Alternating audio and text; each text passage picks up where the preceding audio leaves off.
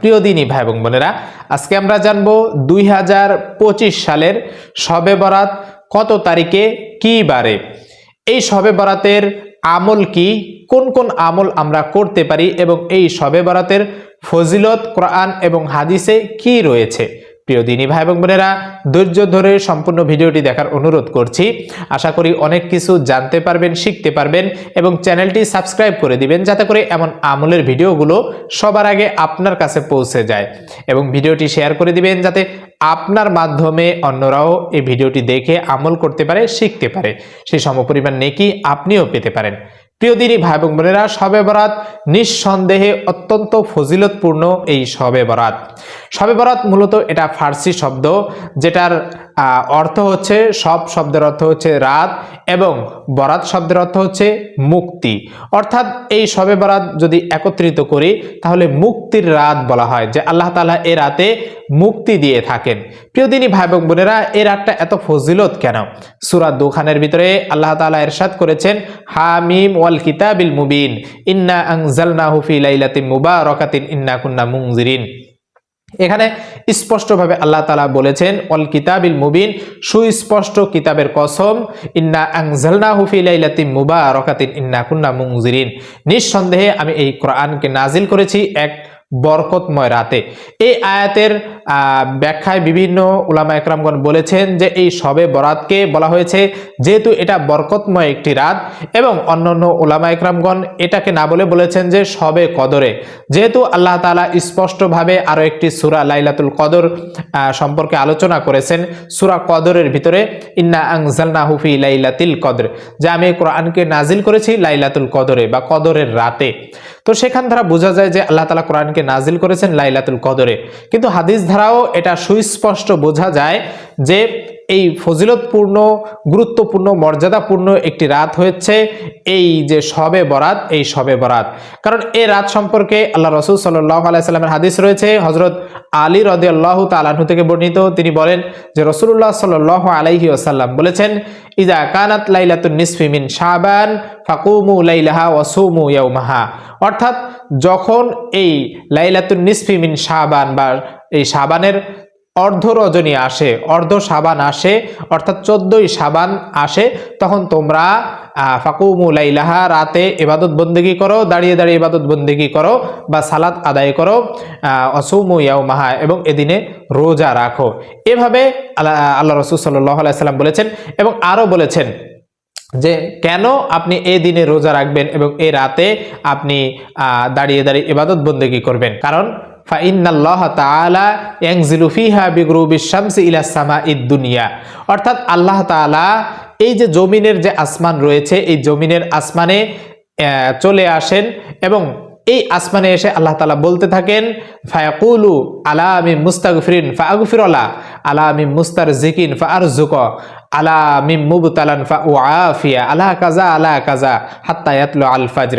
এইভাবে আল্লাহ তাআলা আসমান, এই যে শেষ আসমান, আমাদের মাথার উপরে যে আসমান রয়েছে, এই আসমান দেখতে পাচ্ছি, আল্লাহ তাআলা এই আসমানে এসে বান্দাকে ডাকতে থাকেন যে কে আছো ক্ষমা প্রার্থনাকারী, আমাকে বলো, আমি তার গুনাহ ক্ষমা করে দিব।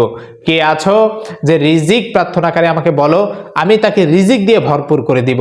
কে আছো যে অসুস্থ ব্যক্তি, আমাকে বলো, আমি সুস্থতা দান করব। এভাবে আল্লাহ তাআলা ফজর পর্যন্ত অপেক্ষা করেন, বান্দাকে ডাকতে থাকেন, এইভাবে যে অমক অমক কে আছো, কে আছো, এভাবে আল্লাহ তাআলা ডাকতে থাকেন ফজর পর্যন্ত। তাহলে নিঃসন্দেহে হাদিস দ্বারা বোঝা যায় যে এই রাতটা অত্যন্ত ফজিলতপূর্ণ, গুরুত্বপূর্ণ। তাই আপনি এই রাতে কি কি আমল করবেন? এই শবে বরাতে আমরা দেখি যে এই শবে বরাত নিয়ে বাড়াবাড়ি ছাড়াছাড়ি দুইটাই রয়েছে।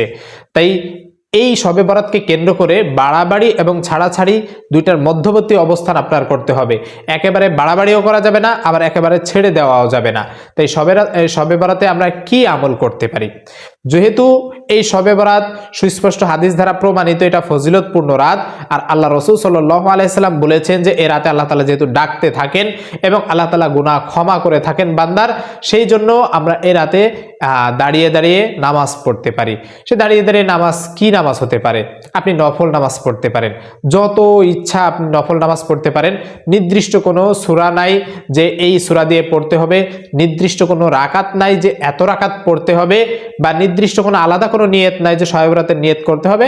আপনি এইভাবে নিয়ত করবেন, আল্লাহু আকবার, আমি নফল নামাজ পড়তেছি, এই নফল নামাজ বলে যে আমি 2 রাকাত নফল নামাজ পড়তেছি, আল্লাহু আকবার, বাস শুরু করে দিবেন নামাজ। এইভাবে 2 রাকাত শেষ করবেন, আবার দাঁড়াবেন, আবার 2 রাকাত শেষ করবেন, 2 রাকাত করে আপনি যত রাকাত পারেন আপনি পড়বেন। এই রাতে আপনি তাসবিহ তাহলিল পড়তে পারেন, এই রাতে আপনি কোরআন তেলাওয়াত করতে পারেন। এইভাবে আপনি এই রাতটা অতিবাহিত করতে পারেন। যেহেতু আল্লাহ তাআলা ফজর পর্যন্ত থাকেন, আপনি এই সারা রাত, একটা রাত আপনি জাগতে পারেন। শেষ রাতের দিকে আপনি তাহাজ্জুদ নামাজ পড়তে পারেন। তাহাজ্জুদ নামাজ পড়ে আল্লাহ তাআলার কাছে একটু কান্নাকাটি করে দুহাত তুলে দোয়া করতে পারেন, আস্তাগফিরুল্লাহ পড়তে পারেন বেশি বেশি করে। তাহলে দেখবেন যে আল্লাহ তাআলা আপনার জীবনের সব গুনাহ মাফ করে দিবেন। এই রাত ফজিলতপূর্ণ রাত, যেহেতু আল্লাহ তাআলা ডাকছেন বান্দাকে, ও আমার বান্দা কে আছো, গুনাহ ক্ষমা প্রার্থনাকারী, আমার কাছে বলো, আমি তোমার গুনাহ সব মাফ করে দিব। আমি তো জানি আমি গুনাহগার। আল্লাহ রাসূল সাল্লাল্লাহু আলাইহি ওয়াসাল্লাম নিষ্পাপ ছিলেন, এরপরেও দৈনিক 70 বার আস্তাগফিরুল্লাহ পাঠ করতেন। আর আমরা গুনাহগার, তাহলে আমাদের কতবার ইস্তেগফার পড়া উচিত?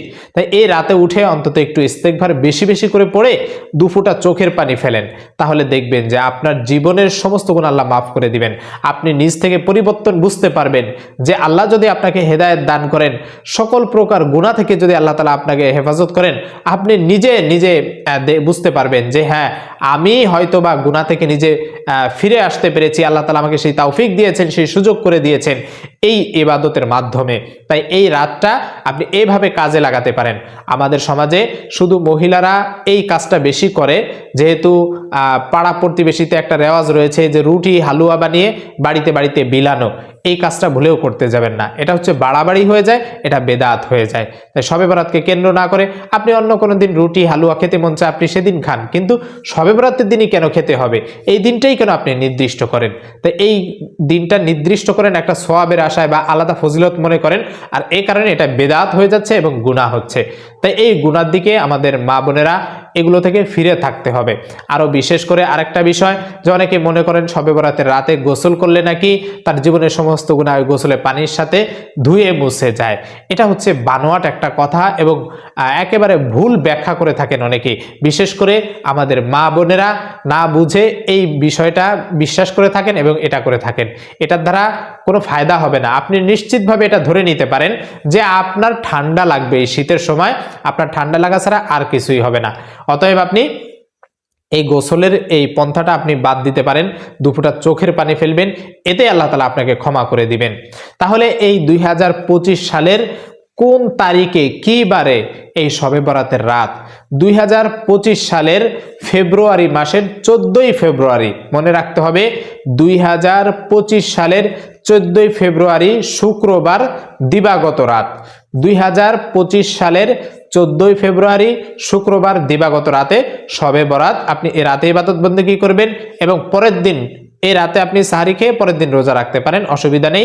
শবে বরাতের নিয়ত না করে আপনি যে কোনো নফল নিয়ত করে আপনি রোজা রাখবেন ইনশাআল্লাহ। তো শবে বরাতের নামাজ এবং রোজা সম্পর্কে আলাদাভাবে আরো বিস্তারিত আলোচনা করব আমরা সামনে, সেই ভিডিওগুলো দেখার অনুরোধ করছি।